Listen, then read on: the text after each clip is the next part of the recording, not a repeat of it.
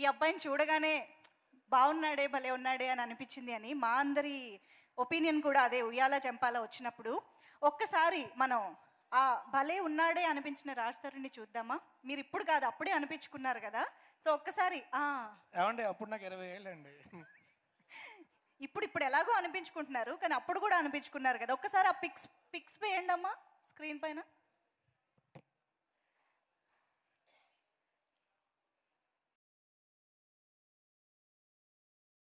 That is the Raj Tarun. అంటే గుర్తుపట్టారు మీరు, అప్పుడు నాకు మీసం గడ్డం సరిగ్గా పెరిగేది కాదు, అందుకే మా డైరెక్టర్ నాకు మీసం గడ్డం తీయించారు.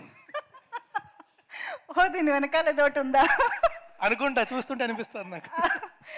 బట్ అవన్నీ చూస్తుంటే మాకైతే అప్పుడే అనిపించాడు భలే ఉన్నాడే అనేసి. మీకేమనిపిస్తుంది ఇప్పుడు ఆ పాత ఆ పిక్చర్స్ చూస్తుంటే?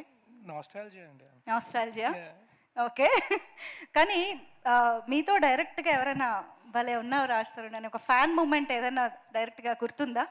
రోజుకు 3 సార్లు మా అమ్మ చెప్తుంటుందండి. అబ్బా సూపర్, అంతకంటే ఏం కావాలి? నేను పొరపాటున బయటికి వెళ్ళి ఇంటికి రావడం లేదు, ముందు దిష్టి తీసేస్తుంది. Okay. అమ్మా నాకెవరు దిష్టి పెడతాడమ్మా అంటే నీకు చాలా మంది పెట్టేస్తుంది. ఓకే, అమ్మాయి పొగుడుతుంది, అమ్మాయి దిష్టి తీస్తుంది. ఓకే, సో రాజ్ తరుణ్ గారు మిమ్మల్ని తల్లి దిష్టి తగలదండి, బయట వాళ్ళు దిష్టి పెట్టేస్తారేమో. కరెక్టే కరెక్టే. సో మిమ్మల్ని ఎలాగో చాలా మంది అమ్మాయిలు ఆడపిల్లలు అందరూ అనుకున్నారు. అయితే మీరు ఒక ఫ్యాన్గా ఒక ఆడియన్స్గా సినిమాలు చూసినప్పుడు ఎవరైనా హీరోని చూసి అబ్బా ఏ ఉన్నాడు భలే ఉన్నాడు హీరో అని? అప్పుడు ఇప్పుడు ఎప్పుడో always biggest fan of Mahesh Babu garu. ఆయన చూసిన ప్రతిసారి కూడా అలాగే అనిపిస్తుంది, అందులో ఎటువంటి డౌట్ లేదు. పొరపాటున ఆయన సినిమా పోస్ట్ అక్కర్లా, ఆయన వెకేషన్ పిక్చర్ చూస్తా అయ్యి బాబాయ్ ఏంటి ఎలా ఉన్నారు ఈయన. ఓకే, సో ఆయన ఎప్పుడు చూసినా సరే ఒక 5 నిమిషాలు చూస్తాను ఆ పిక్చర్ అయింది. ఓ వావ్, ఓకే. అఫ్ కోర్స్ మాకు తెలుసు మీరు biggest fan of Mahesh Babu గారు అని.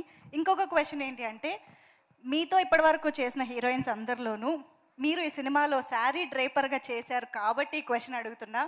చీరలో ఈ హీరోయిన్ భలే ఉంటుంది అని ఎవరిని పిక్ చేస్తారు మీరు చేసిన హీరోయిన్స్? సినిమా చూసిన తర్వాత నేనే అంటారండి.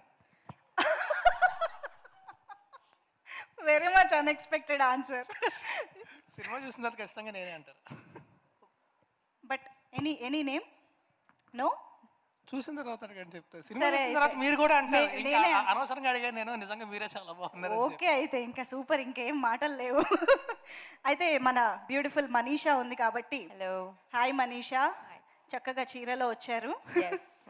సో మిమ్మల్ని సేమ్ క్వశ్చన్ అడుగుతా, ఏ హీరోని చూస్తే మీకు భలే ఉన్నాడే అనిపించింది?